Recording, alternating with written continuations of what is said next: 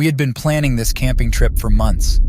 It was supposed to be a fun getaway from the stress of our jobs and the city life, a chance to reconnect with nature and each other. We were 3 old friends from college, me, Jake, and Sam. We had stayed in touch over the years, but we rarely got to see each other in person. So when Jake suggested we go camping in the woods, we agreed without hesitation. Jake, the adventurous one, relished hiking, fishing, hunting, and all things outdoors. He discovered a secluded spot in the national park for our camping trip, describing it as a hidden gem of tranquility away from crowds and noise, assuring it was safe and legal, though my doubts lingered. Sam, our cautious friend and a lawyer, harbored concerns about worst-case scenarios, but joined the trip for our friendship's sake. Armed with supplies like a flashlight, knife, first aid kit, map, compass, phone, and a gun, emphasizing the need to be prepared. Positioned in between their extremes, I appreciated nature, but craved comfort. Despite my reservations about sleeping on the ground and consuming canned food, I embraced the adventure with a camera, a book, a pillow, and a bottle of whiskey for entertainment and relaxation. We arrived at the park on a Friday afternoon. We parked our car at the designated area and loaded our backpacks with our gear. We followed a trail that Jake had marked on his map, and after an hour of walking, we reached our destination. It was a clearing in the woods, surrounded by tall trees and a small stream. It was indeed a beautiful spot, and we were the only ones there. We set up our tents and made a fire. We cooked some hot dogs and beans and cracked open a few beers. We talked and laughed, reminiscing about our college days and catching up on our lives. We felt like kids again, free and happy. We didn't notice the sun setting behind the trees or the darkness creeping in. We decided to call it a night around 10 p.m. We put out the fire and crawled into our tents. Jake and Sam shared one tent, and I had one for myself. We said goodnight and zipped up our sleeping bags. I closed my eyes and drifted off to sleep. I don't know what time it was when I woke up. I heard a noise outside my tent. It sounded like footsteps, crunching on the dry leaves. I thought it was Jake or Sam, maybe going to pee or get some water. I ignored it and tried to go back to sleep. But then I heard another noise. It was a low growl, like an animal. I felt a surge of fear and opened my eyes. I reached for my flashlight and turned it on. I pointed it at the tent wall, where the noise was coming from. I saw a shadow, a large and dark one. It moved and shifted, as if it was sniffing the tent. I heard another growl, louder and closer.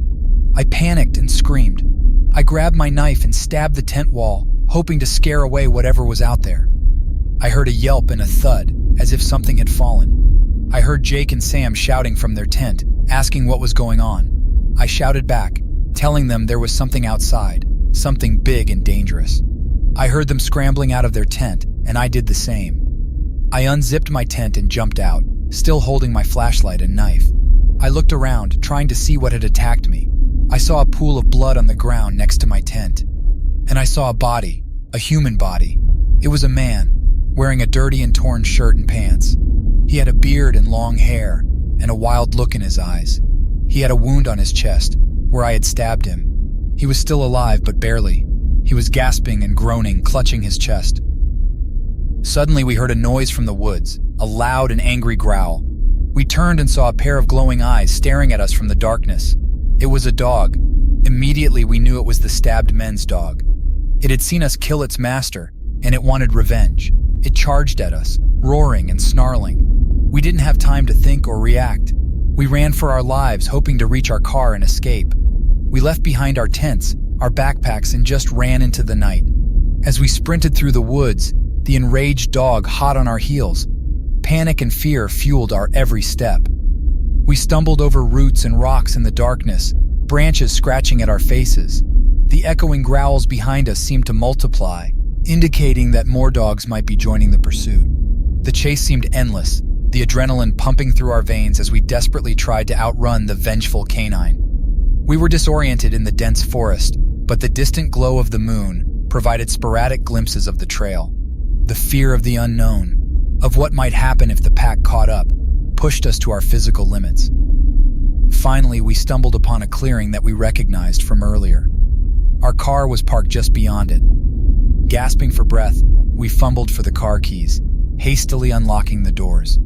We piled in and slammed the doors shut, peering out of the windows at the shadows surrounding us. The dog pack, now numbering several, circled the clearing, their eyes glinting in the moonlight. As we drove away, the haunting growls gradually faded into the distance. Silence settled in the car as the reality of what had just transpired sank in. We exchanged glances, each of us grappling with the shock and guilt of taking a life, even in self-defense. The atmosphere inside the car was heavy with unspoken questions. Who was the man we had injured, and why had he attacked us? What had driven him to live in the wilderness with a pack of dogs? The answers remained elusive, lost in the shadows of the forest. We reported the incident to the park authorities, providing a detailed account of the events. To our surprise, we discovered that the man we had stabbed had survived, his rough and strange nature leading him to waive any legal action against us. Instead of seeking retribution, he chose to disappear back into the solitude of the woods, nursing his wounds and living his unconventional life.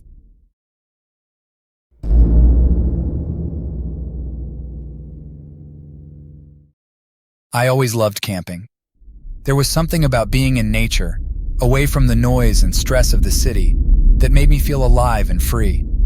My girlfriend Lisa shared my passion for camping, and we often went on trips together, exploring new places and enjoying each other's company. We decided to go on a camping trip in the woods of Maine, a place we had never been before. We had heard that the scenery was beautiful and the wildlife was abundant. We packed our tent, sleeping bags, food, water, and other essentials, and drove for hours until we reached our destination.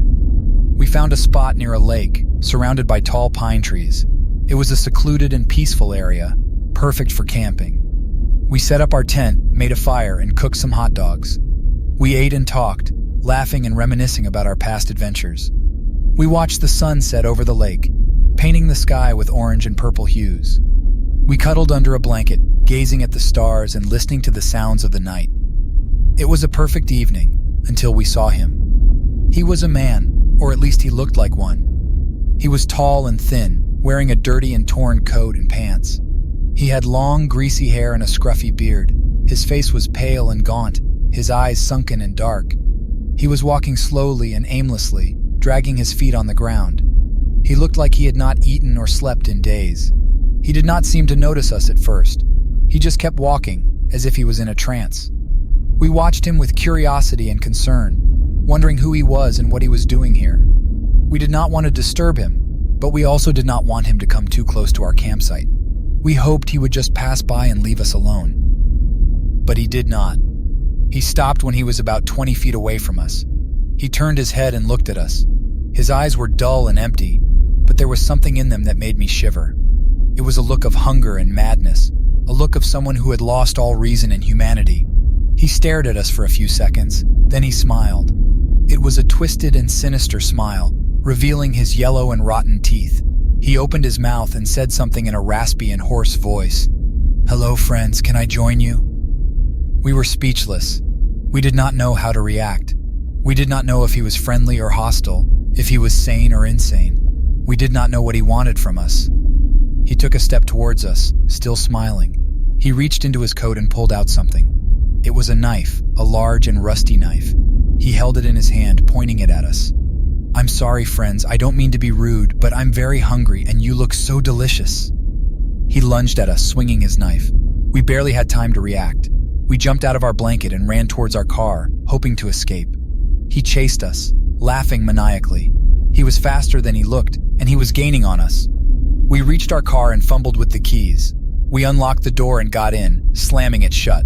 He was right behind us, banging on the window with his knife. He tried to break the glass, but it was too strong.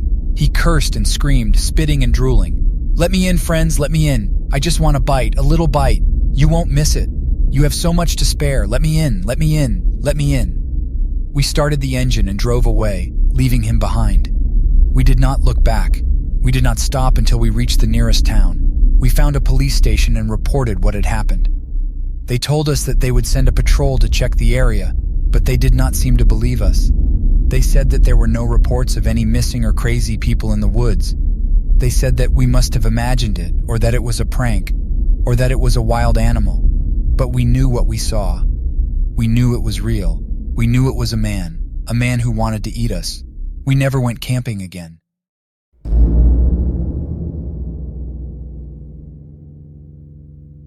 My brother and I had always loved camping. Ever since we were kids, we would go on camping trips with our dad, who taught us everything we needed to know about surviving in the wild. He passed away a few years ago, but we still kept the tradition alive. We would go camping at least once a year, usually in the summer, and explore different places around the country. This year we decided to go to Oregon. We had heard that the woods there were beautiful and full of wildlife. We packed our gear, loaded our truck, and hit the road. We drove for hours, enjoying the scenery and listening to music. We didn't have a specific destination in mind. We just wanted to find a nice spot to set up our camp. We finally found a place that looked perfect. It was a clearing by a small lake, surrounded by tall pine trees. There was no sign of civilization nearby, just pure nature. We parked our truck, unloaded our stuff, and pitched our tent. We made a fire, cooked some hot dogs, and cracked open a few beers. We were having a great time, just the two of us. We talked about our lives, our jobs, our families, and our memories. We laughed, we joked, we reminisced. We felt closer than ever. We were brothers, and we loved each other. As the sun began to set, we decided to go for a walk around the lake. We grabbed our flashlights and headed out. The air was cool and crisp, and the sky was clear and starry. We walked along the shore, admiring the reflection of the moon on the water. We heard the sounds of crickets, frogs, and owls. We felt peaceful and relaxed. As we were halfway around the lake, something strange caught our eye and made us stop in our tracks. There, on the other side of the lake, was a man. He looked mysterious with a dark hoodie, jeans, and a backpack. In his hand, he held something, but it was too far for us to see clearly. He just stood there, staring at us, not moving, not blinking, not saying a word. Feeling startled and confused, we didn't like the way he looked at us. It was creepy and made us uneasy. Despite our discomfort, we tried to convince ourselves that he might be another hiker, harmless and friendly.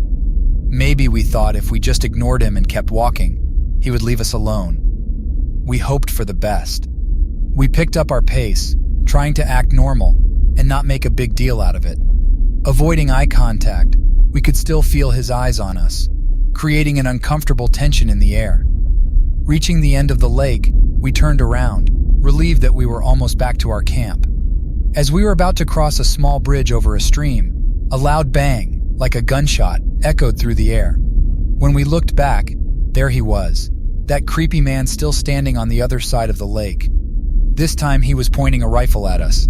He had already taken a shot, but luckily, he missed. Now, he was getting ready to shoot again. Fear gripped us, and we ran as fast as we could, weaving behind trees and rocks for cover. More shots followed, bang after bang, creating a scary soundtrack to our escape.